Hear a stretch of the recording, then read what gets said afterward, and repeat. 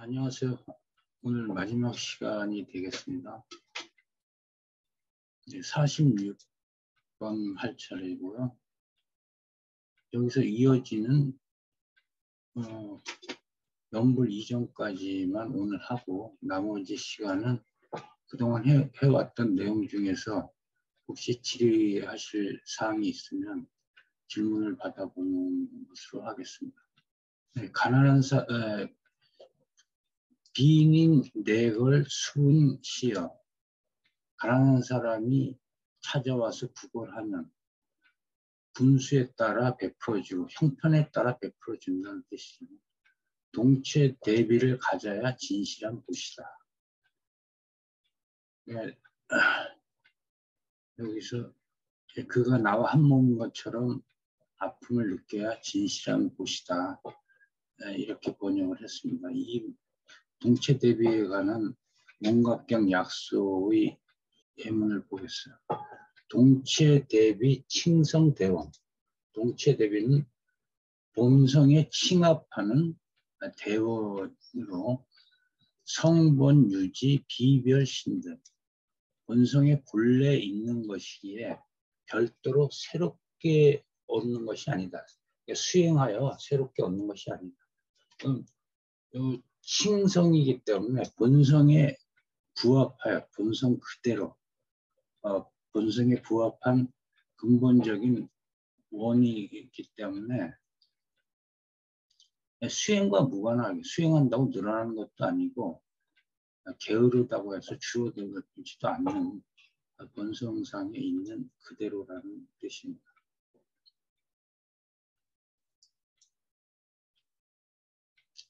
자타위일 왈동체. 자신과 타자가 하나가 되는 것을 동체라고 하니 공술의 공수고 오가 활개. 빈손으로 왔다가 빈손으로 가는 것이 우리네 살림살이다. 이 활개는 살림살이죠. 태어날 때도 내 것이 없이 왔고 갈 때도 가져갈 것이 하나도 없다. 이런 생각을 가지면은 이 보시를 속 시원하게 활짝 할 수 있다는 소리 같으네요. 공술의 공수고는 많이 쓰는 말인데 고덕이 말했다. 고덕도 달마대사 공술의 공수. 달마대사는 빈손으로 왔다가 빈손으로 갔다. 고덕이 누군지는 알 수 없는데 아무튼 공술의 공수고에 대한 예문을 한번 보겠어요.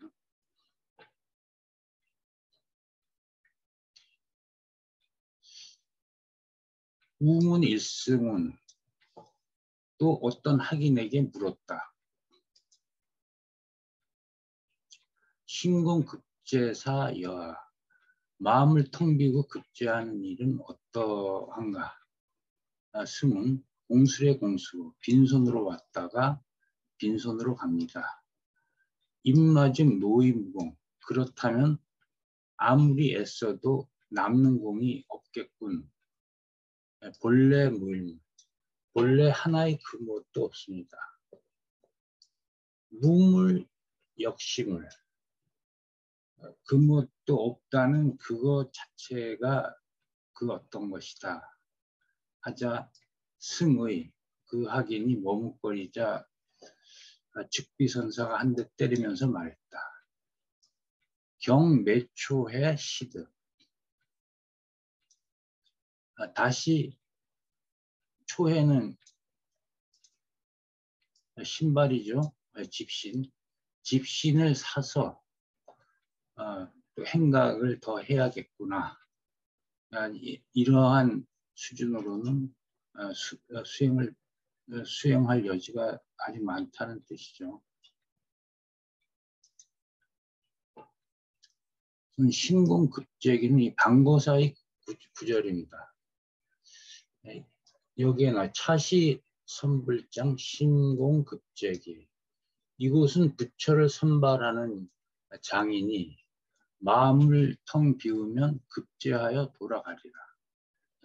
신공급제 귀까지가 본래인데 신공급제 사라고 했어요. 애를 써도 남는 공이 없다. 이것은 장자에 나오는 말입니다. 보면은 기는 바랄기자고 바랄기. 행주어 노나라에서 주나라의 법도를 시행하려고 하는 바람은 시행하려고 하는 것은 시유 추주어 유기야. 뭇에서 땅에서 배를 밀고 나가려는 것과 같다. 노의무고 신필유황. 아무리 애를 써도 남는 공이 없고 배가 잘 흘러가지 않겠죠. 바퀴가 달려야 육지에서 가지. 몸에는 재앙이 생기리라.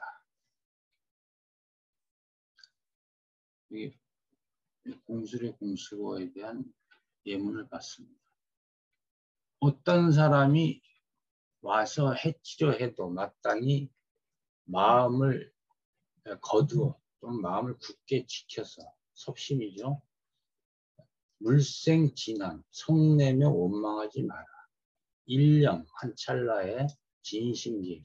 한 찰나라도 성내는 마음을 일으키면 백만장계 온갖 장애의 문이 열릴 것이다.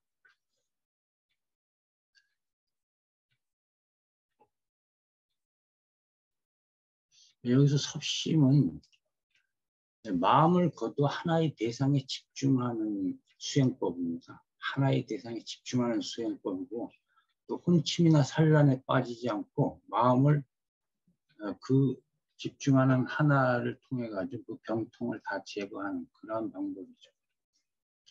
마음을 거둔다 또는 마음을 지킨다 두 가지로 다 번역할 수가 있습니다. 번뇌수 무량 진만위심.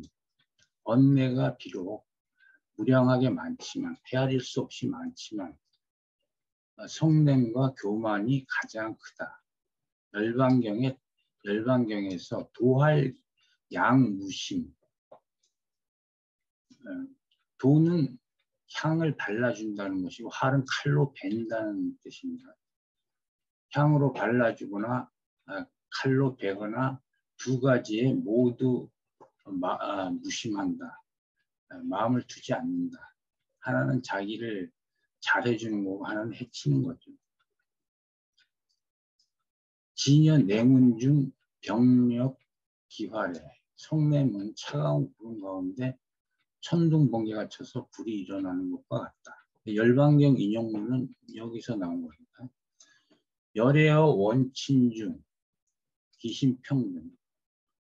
열애는 원수가 되었건 친속이 됐건 또는 원한이 있는 사람이건 친한 사람이건 그 가운데 마음이 평등하다. 둘 모두에서 마음이 평등하다.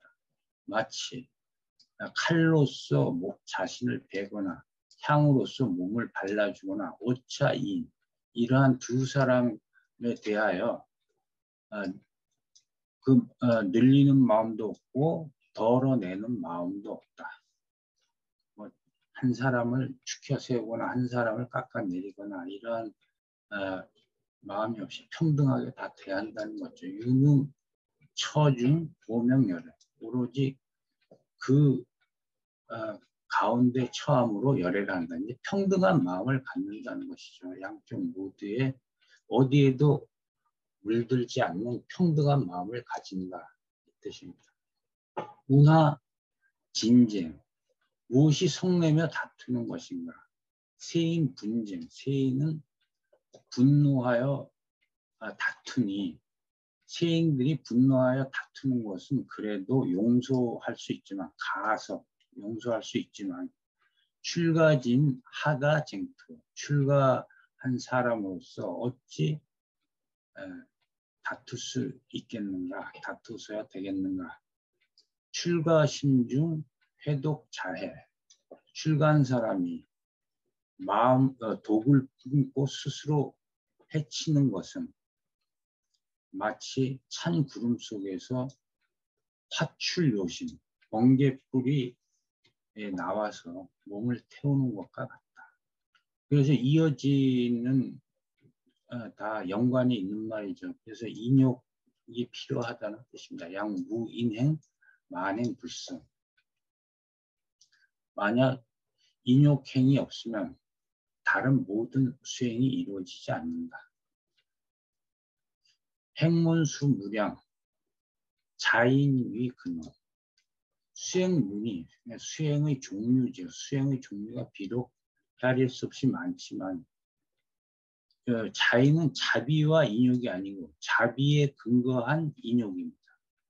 그러니까 중생을 사랑하는 마음으로 인욕하는 것. 그래서 이렇게 번역한 거예요. 자비와 인욕이 아니고 자비에 근거한 인욕이. 자비에 근거한 인욕이 근원이다. 인심여몽한. 참는 마음은, 인욕하는 마음은 몽환과 환몽과 같고 그 인욕하는 경계는 거북털과 같다. 거북이 털과 같다.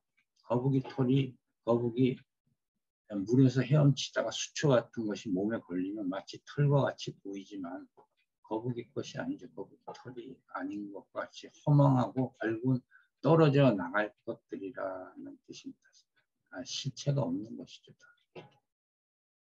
수본진심 제일정진. 본래의 진심을 지키는 것이 으뜸가는 정진이다. 첫 번째 정진이다.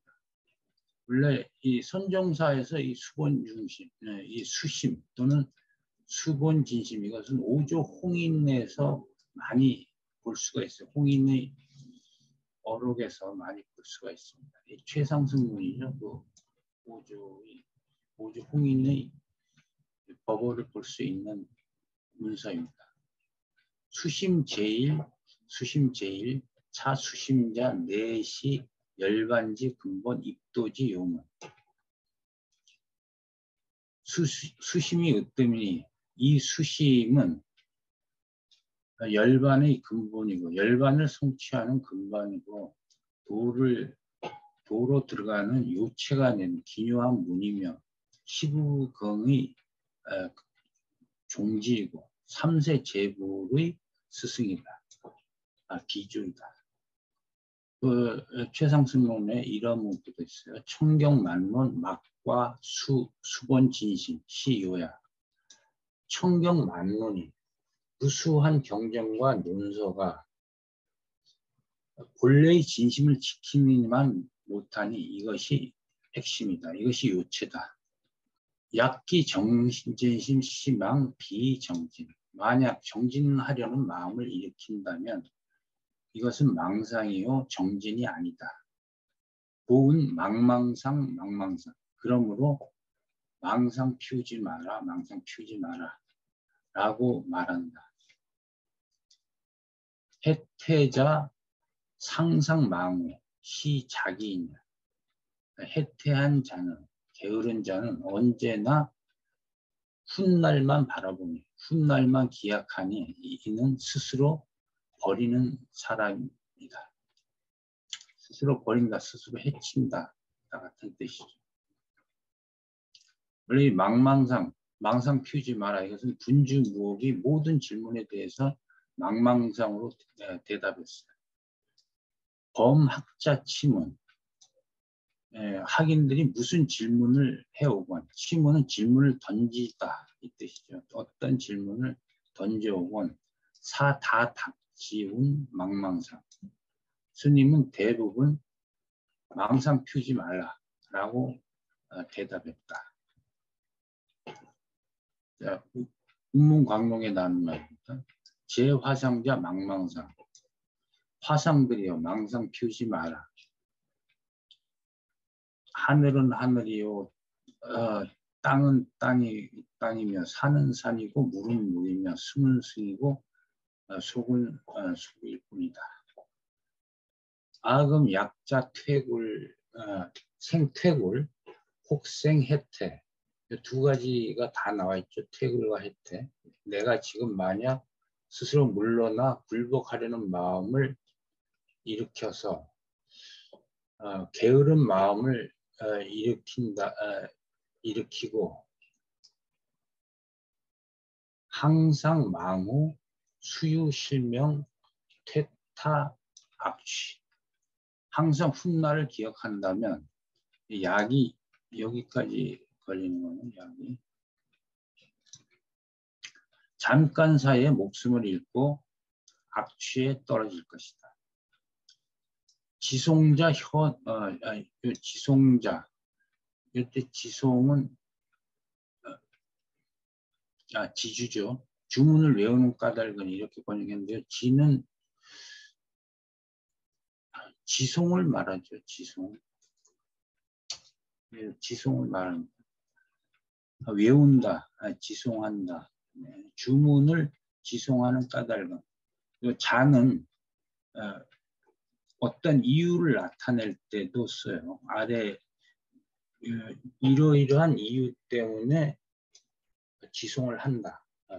지송을 하는 까닭은 현세에 저지른 업은, 현세에 쌓은 업은 쉽게 제어할 수 있어서 자행가유, 스스로의 자력의 행으로도, 자력의 수행으로도 피할 수 있지만 수검 난제, 과거세에 쌓은 업은 제거하기 어려워서 반드시 신주의 힘에 의지해야만 한다. 그 예로서 마등가녀의 예를 들고 있어요. 마등득과 심불무의. 마등가녀의 줄임말입니다. 마등가녀가 아나함과를 얻은 것은 진실로 거짓이 아니다. 이 예를 먼저 보겠어요. 마등가녀인데 이 마등가는 원래 종족 이름으로 이제 전다라 소속이라 찬다라 소속이라 그러죠. 이 종족 출신의 한 여자가 아난에게 물을 건네준 이후로 아난을 연모하게 되었습니다. 그래서 부인이 되려고 자기 어머니 주문을 빌려서 아난을 방에 갇히게 했는데 이때 부처님께서 문수보살로 하여금 신주로서 아난을 풀려나게 했습니다. 그런데 이후에도 아난을 쫓아다니자 부처님은 비구의 처가 되려면 비구니가 되어야 한다고 하여 출가시켜서 그 뒤에 이 마등가녀가 불태전이 즉 아나함과를 얻게 되었다는 그러한 이야기입니다. 마등가녀 할 때 마등가는 이제 계급, 사회적 계급 이름이네요. 여기 출신이 한 여인이죠. 바로 이 이야기에도 이 신주를 지송하는 것이 나오죠. 고 부지 신주 원리 마사자 무유시처. 그러므로 신주를 지송하지 않고서 마사로부터 원리 멀리 벗어난다는 것은 있을 수 없다. 예배를 정의하고 있어요. 예배는 이제 몸을 굽힌다는 그 동작에서 공경하는 뜻으로도 굽히고 또 굴복시킨다는 의미에서도 굽힌다. 이게 공경과 굴복의 두 뜻으로 예배를 풀이하고 있습니다. 몸을 굽혀서 공경하고 몸을 굽혀서 굴복시킨다. 이런 뜻이다. 공경, 진성. 공경한다는 것은 진성을 공경한다는 것이고 굴복은 무명을 굴복시킨다는 것이다.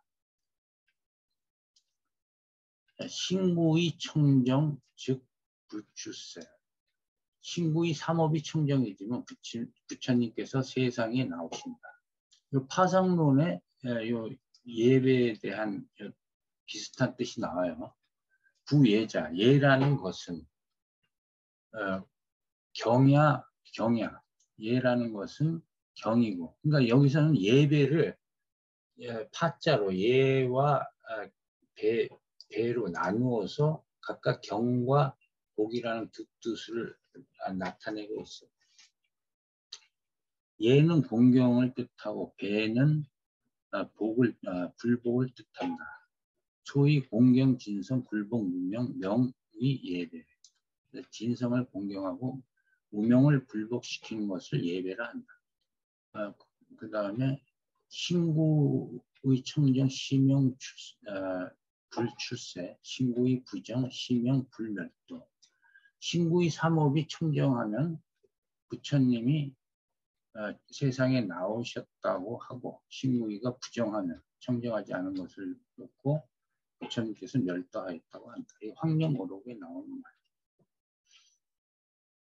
말. 여기까지 끊어지니까 여기서 마감을 하겠습니다. 그러면 원전 해독과 관련해서 좋은 사전을 사전. 일단 사전은 이제 두 종류로 나눌 수가 있겠죠. 일반 사전. 일단 한문에 관해서요. 일반 사전이 필요할 것이고요. 이제 불교와 관계없이 뭐 일본의 모루아시라든지 또 중국의 한어대사전 이런 것들을 기본적으로 갖추고서 이제 찾아봐야 되겠죠. 이거 불교 사전으로는 뭐 여러분들이 잘 아시는 대항목으로는 망월 사전이 있을 것이고, 개별 사전으로는 지금 우리가 본 이런 텍스트를 볼 때는 선어 대사전 같은 것이 개별 사전이 또 필요하겠죠. 그리고 우리나라에 나온 사전은 가산 불교 대사린, 아직 왕관은 안 됐지만 이제 곧 왕관이 되어서 나오겠죠. 다 썼으니까.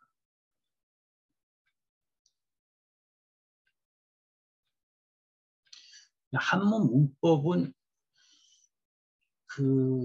다른 영문법이나 기타 현대에서 많이 배운 외국어하고 좀 다른 점도 있는 것 같습니다. 이것은 한문은 좀 약간 특수한 점이 꼭 문법대로 이렇게 된 것이 아니고 많이 읽어야 된다. 그러니까 정통이 되는 아주 스탠다드한 문장을 많이 읽음으로써 자연스럽게 익혀질 수가 있어요. 예를 들면 일반적으로 한문 공부할 때 맹자 같은 거 많이 읽지 않습니까? 이거 노노나 이 사설을 기본으로 해서 익히고, 불교 같은 경우는 특별히 어떤 텍스트가 문법을 공부하는데 좋다기보다는 불교와 유교와 여러 가지 것을 섞고는 치문경 같은 것도 많이 공부들을 하죠. 그런 것도 좋습니다. 반복해서 읽으면서 번역이 좋건 나쁜 간에 참고하시면서 계속 읽다 보면은 문법적이거나 물리에 자연스럽게 튀게 될 수 있을 것 같습니다. 그리고 지금 역주된 여러 가지 자료들이 지금 최근에 많이 나오고 있지 않습니까? 그래서 관심이 있는 그중에 텍스트를 구해서 원문과 번역을 번갈아 가면서 보면서 학습을 해도 효과를 볼 수 있을 겁니다. 동대 출판부에서 요즘 나온 것들도 있죠. 많이 나오고 있죠. 역주는 일종의 의학으로 말하면 해부학하고 같은 겁니다. 해부학하고 비슷한 거예요. 그래서 자세하게 우리 인체라든가 동물이나 식물의 내부에 어떠한 구조로 되어 있는지, 상호간에 어떻게 기능을 하는지 그것을 들여다보려면 과학적인 도구도 있어야 될 것이고, 직접 그걸 해부를 해서 보는 방법도 있겠죠. 예를 들면 최근에는 CT라든가 MRI라든가 이런 걸로서 인체를 들여다보지 않습니까? 그리고 카메라를 인체에 직접 집어넣어서 소형 카메라를 넣어서 찍기도 하고요. 이전에는 속을 들여다볼 수 없었고 해부도 상당히 제한적으로 할 수가 없었죠. 그런 것처럼 한 텍스트를 제대로 보려면 세세하게 해부하듯이 역주를 해 나가야 됩니다.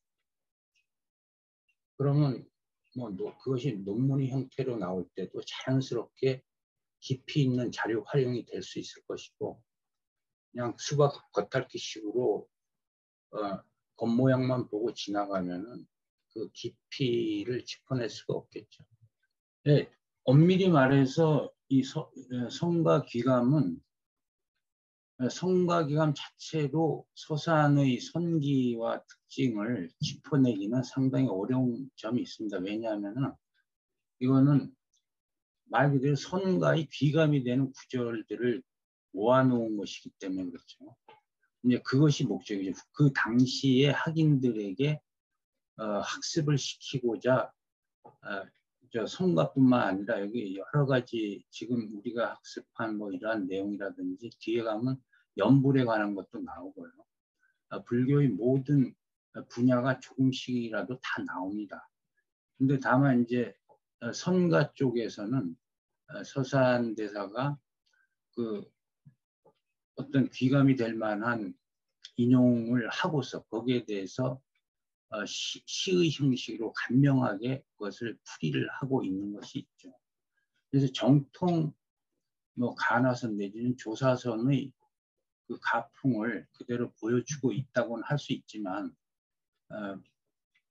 오히려 여기보다는 서산의 여러분들이 지금 파일로 가지고 계신 거기에 다른 부분에 서산의 그 선지가 또 상세히 나타나는 것들이 있습니다. 여기 보시면 성가귀감 말고도 신법 요초라든지 선교석, 성격결 그리고 이 청어집은 완역한 것이 아니고요. 여기서는 선별해서 번역을 한 건데 성가기관보다 이러한 데서 서산의 그 어떤 선사로서 특징을 더 잘 살펴볼 수는 있을 겁니다. 여기에 대해서는 그 앞에 악텍스트에서 간명하게 설명하고 있는 그 해설을 참고하시기 바랍니다. 이것도 성가귀감이나 그 나머지 이런 텍스트들을 자세하게 공부하다 보면 여기서 개별적인 어떤 특징뿐만 아니라 전체적으로 서산이 지향하는 선법의 목표를 짚어낼 수 있을 거라고 생각합니다. 여기 서산휴정도 근거 없이 평을 달지 않은 것 같다고 하셨는데 그거 맞죠? 분명한 근거를 가지고 평을 달고 있는 것 같습니다. 주석을 해보면 이 해설을 달다 보면은 아무 말이나 한 것이 아니고 그 평을 할 때도 분명한 전거를 가지고 하고 있습니다. 그리고 가능하면 한국의 전거들을 보조 진입이라든지 태고라든지 이런 데서 가능하면 그 정거를 끌어 쓰고 있는 것 같습니다. 아마도 깊이 작용을 했겠죠. 어구들 뽑는데 취향뿐만 아니라 여러 가지 관점이 자기만의 주관적인 관점이 작용했겠죠. 여기서 분명한 것은 이제 가나법을 이제 중심으로 가고 있다는 것이고 이제 첫 대목에서 나온 유일물 어차 이런 부분은 대부분 현존하는 어떤 진실을 가지고 선법을 드러내는 조사선의 일반적인 방법을 많이 활용하는 것 같습니다. 전 호사의 용법은 우리가 본 성가기관뿐만 아니고 수당대 그 송나라 때의 그 육아의 경전을 이룰 때도 도움이 될 것으로 생각이 됩니다. 성리학 텍스트에서도 그 쓰인 허사가 우리가 보는 이 어록이라든지 이런 데서 나오는 허사들과 많이 통하는 걸로 알고 있어요.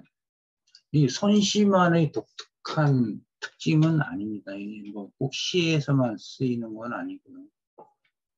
이제 허사는 익혀두는 것이 좋죠. 이 계열의 한문 텍스트를 읽을 때는 허사를 실사로 번역을 해가지고 엉뚱한 번역이 되는 경우도 상당수 볼 수가 있고, 번역이 틀렸다고 할 수는 없어도 어색하게 읽혀지는 경우가 좀 있습니다. 그래서 근데 허사가 뭐 크게 장애가 되지는 않을 거예요. 익숙하게 자꾸 보다 보면 이것은 여기서 허사로구나. 근데 그 허사가 단지 번역할 필요가 없는 것이 아니고, 허사가 또 그 전후의 맥락에서 또 어감을 살리는데 아주 중요한 역할을 또 하기도 합니다. 그래서 허사를 익혀두는 것이 그 번역을 하는데도 필수적인 거죠. 허사를 일단 무시하면 안 되는 겁니다. 구어체와 밀접하게 관련이 됩니다. 허사는 구어체에 많이 나오죠. 송나라 전후로 해서 그 송나라 전후로 한 텍스트의 허사가 이제 자주 사용되죠. 그 현대의 그 중국 구어체 거기서 쓰이는 허사와도 역사적으로 많이 연관이 된다고 알고 있습니다. 그 선종 문헌으로 보면은 선종 문헌에서는 그 명청 시대의 문헌까지도 허사의 경우는 큰 그 차이는 없어요. 비슷하게 발견되는 것 같습니다. 번역만으로도 이해 가능한 책이 있을까 모르겠어요. 고전 중에서. 그러니까 그 주석을 달아야지 그 깊이를 우리가 읽어낼 수가 있지 않을까 생각되는데, 대중적인 책을 물론 쓰고 해야 되는데 병행을 해야 되지 않을까 생각됩니다. 대중적인 책은 대중적인 책대로 그 중요도를 높여서 또 그 테크니컬하게 쓰고, 또 그 대중적인 책의 원천이 되는 깊이 있는 주석서도 반드시 병행을 해야 됩니다. 그리고 학자로서는 그 깊이 있는 주석을 달아야겠죠.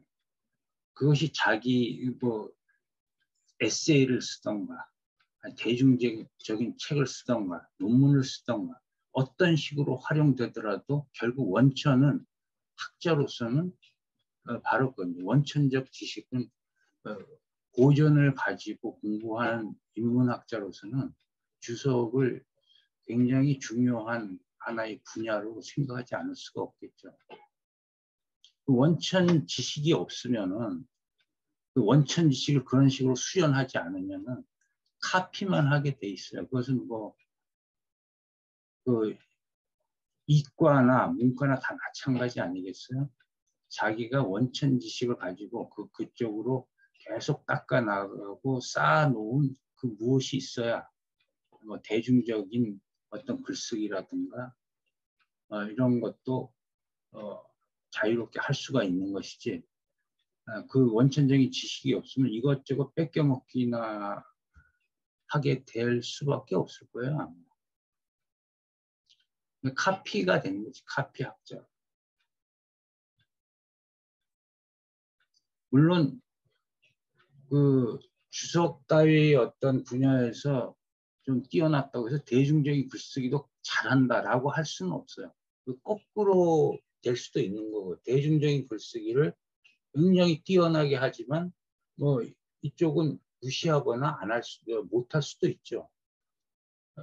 그런데 아무튼 주석을 고전에 대해서 주석을 달아서 폭을 넓히는 거, 그 깊이를 더해야 거기서 그것이 원천이 돼서 여러 가지 다른 응용 분야의 그 가지를 펼 수 있지 않을까 생각을 합니다.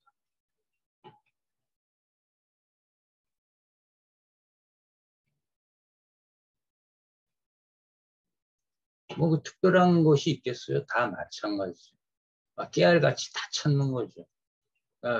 읽으면서 한 글자에서 막히면 한 글자씩 다 찾는 것이고, 술술 익혀 나가다가도 한 단어에서 막히면 그 단어를 또 찾아야 되고, 또 구절에서 막히면 그 구절을 또 여러 가지 텍스트에서 뒤지면서 비교하면서 또 알아내야 되고, 그 사상에서 또 막히면 그것도 또 궁구해서 언젠가는 밝혀내야겠죠. 마지막 것이 가장 어렵겠지만은 일상적으로 해야 되는 것은 한 글자 한 글자 찾으면서 그 글자에서 사고의 깊이를 넓혀가고 한 번 자신이 알았다고 생각하는 것도 반복해서 계속 보다 보면은 못 봤던 것이 또 발견이 돼요. 근데 안 찾아보게 되는, 뭐 사전이든 비교하는 텍스트를 안 찾아보게 되면은